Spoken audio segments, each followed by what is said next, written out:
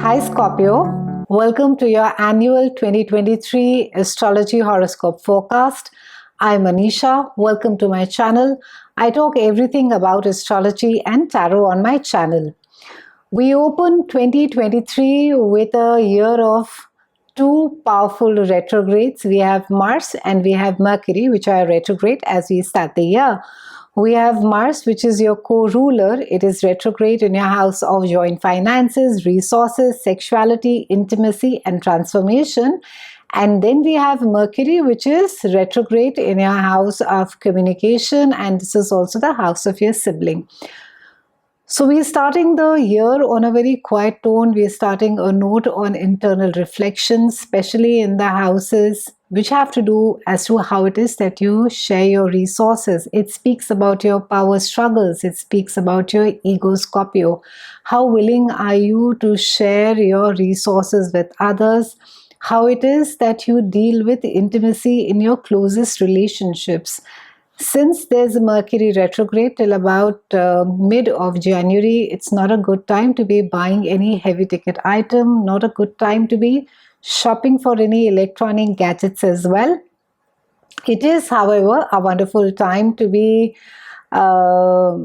researching. It's a time for getting any repair work done. It's also a good time to be revising any decision that you may be about to take. On March the 8th, we have Saturn that is going to be changing signs, and it is resonating with Neptune, which is there in Pisces, and it is going to be moving into your house of love, romance, creativity, and children for the next 3 years. So when Saturn moves through the house of creative power, you may feel limited initially by maybe a lack of internal spark or spunk. You may feel, that your work is very mundane. There's very less creativity that is involved in your work. And how it is that you entertain yourself, how it is that you have fun, and issues surrounding how you manage your ego are all going to be coming up for inspection during this Saturn transit. By the end of this transit, after 3 years, you will have, or you should have, a strong sense of purpose and a reworked ego, hopefully. And what is it? Questions like, what is it that makes you unique? How is it that you handle your pride? What are your creative talents? And have you worked hard enough to feel good about playing hard? And these issues are something that you will have to answer. They'll keep cropping up in various parts of your work. They will crop up in your personal relationships. And by the time that Saturn finally moves, you will have a stronger sense of self. You will have a stronger work ethic as well. You will also have a rather concrete belief around your creative talents as well. A lot of people, when they undergo the creative house, undergoes a Saturnian transit, also tend to reevaluate their talent and how they maybe perhaps they have wasted them to date, or how it is they can express them in a more practical and a useful manner. This house is also associated with love and attention that we receive from others. And issues that you may face during this time include how deserving that you are of the love and attention that you receive from others. Initially, there could be a sense of feeling little worthless, Scorpios. Maybe you could feel neglected or ignored. And you just need to remind yourself that this is a Saturnian pressure that is there. It is just asking you to grow. It is asking you to feel better inside your own body, inside your own mind. Be more accepting of yourself. It's a wonderful time of self-healing, Scorpios. And even though a lot of you may think or say that I do not require external validation, but this is really a time wherein that you need to understand that kind of love or acceptance that you are looking for externally is something that needs to be coming from within you. You need to be gentler on yourself. And You will learn, of course, during the next 3 years while Saturn moves through this house as to how it is that you need to be taking care of yourself better, and how it is that you need to be taking pride in who you really are and your own talents that you have been gifted. On March 23rd, we have the most talked about transit of the decade. We have Pluto, which is moving after 28 years. It's moving from Capricorn and it is moving into Aquarius.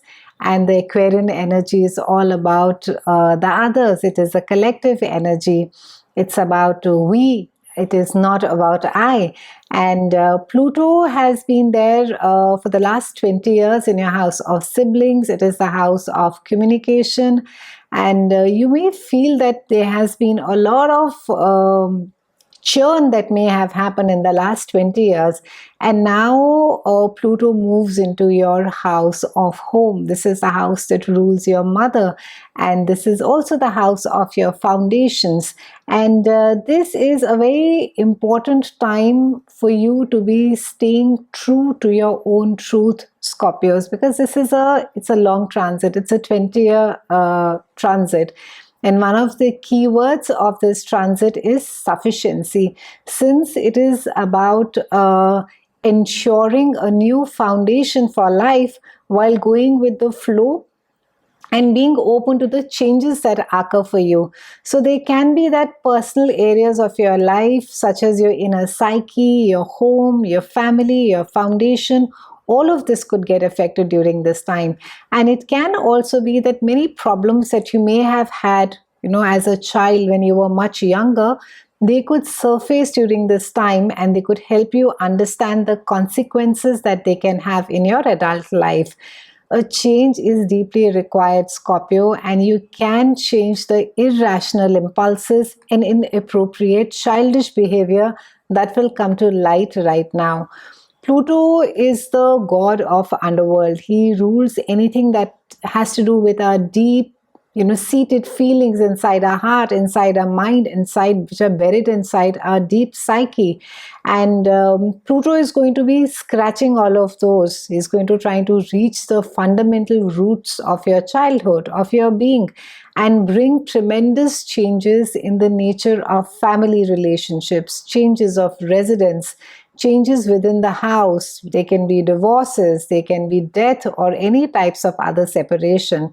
You can expect a lot of power struggles with your parents. You may have been too dependent on them till now, and you may want to be completely separate, or you want to be a separate entity.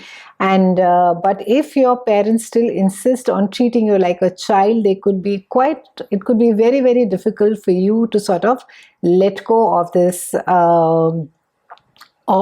attachment without being confrontational, or without getting into a very toxic kind of a relationship. Although it is not as bad as it sounds, it speaks about change, as to how it is that you understand your own patterns, Scorpios. How is it that you're willing to transform and change yourself and grow?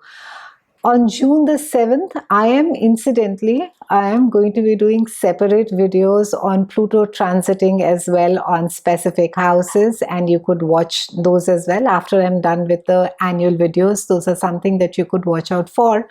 I'm also doing a small series of on Pluto on my Instagram feed. I go by the same handle, Tarot by Anisha. So should Pluto interest you more, you're most welcome to go over there and have a look at it and subscribe while you're there. On June the 7th, we'll have Pluto, which is going to be peeking back into your house of sibling and your communication, and also it is the house of your community. And it's just going to give you a sense of, whether you have learned the lessons, whether you have understood really, how to adapt, how to change, and how to flow. And then it will move into your house of home and your childhood foundations and your mother for the next 20. On 20th, we have a solar eclipse that is there in your house of day-to-day chores. This is also the house of your health, and it is resonating with Jupiter over here. We're speaking about major expansion over here. Now, this speaks about maybe for some of you, you could be starting a new diet regime. Maybe you could be organizing your work environment. For some of you, it could be that you are looking at your health more seriously. Maybe there's a new diet that you're adopting as of now. But Jupiter over there is going to be coming and exaggerating all of this for you. On May the 5th, we have a lunar eclipse that is there in your house of groups of people. These are the people with whom you maybe hang around with. That's your tribe.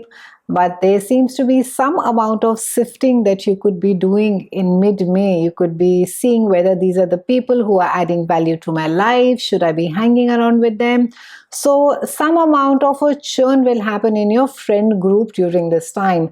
On May the 17th, we have Jupiter that is going to be resonating with Uranus, which is there in your house of marriage, and this is the house of your partnership, and it's there the entire year. And this again speaks about whether, for some of you, you could get attracted to very unusual or eccentric people. For some of you, this again speaks about partnerships or projects that could be very unusual and could be extremely creative as well. It is a good time as well for you, especially, for those of you who are in committed relationships. If you're married, it's a good time to be taking some time off and doing something really different or something creative with your partner. On October the 14th, we have a solar eclipse, which is there in your house of behind the scenes. This is the house of family secrets. This is also the house of service. It's a good time, mid-October, to be recharging your emotional batteries. It's a good time to be being of service to others, Scorpio. And this is also the house where, it's a house where we become our own enemy. So be very careful about what is it that you're saying, to whom is it that you're sharing what, and always remember that less is always better. On October 28th, we have a lunar eclipse that is there in your house of marriage, and this is the house of your business partnerships as well. So it can be you are maybe you've finished publishing a book, you've maybe finished writing a piece of music, maybe a movie. In certain cases, this speaks about maybe that you are a project is coming to an end. In very rare cases, this speaks about maybe a relationship coming to an end and as well. For those of you who are in deeply committed relationships, often this can mean quite the opposite. It can mean that you are getting into either you're getting engaged or you're getting married as well. The interesting thing about this entire year, Scorpios, is that we have retrogrades. That is Mercury retrograde, that is there in the Earth sign. We have retrogrades on April, May, August, September, and December, Jan 2024. And they all have a very earthy and a practical energy. So it's not going to be just enough to ideate or feel, because Scorpios, you tend to feel a lot. And it's a year of implementation. So it's a year of taking action. So rather than for those of you who have been planning and thinking and procrastinating and ideating, this is a year where you need to be putting your ideas on ground. You need to be implementing them. You need to be giving feet to your dreams as well. Overall, I would say the tip for you, Scorpios, is since it's a year of transformation, I think the best way transits work is that if you are willing to roll up your sleeves and if you're willing to work along with the energy of a specific planet, it always helps if you try not to resist the energy of a specific area, especially of growth, which is required. Change, of course, is always hard, but the rewards that are given by the end of it are phenomenal. It's been a pleasure speaking with you, Scorpios. I look forward to seeing you again, and have a fabulous 2023.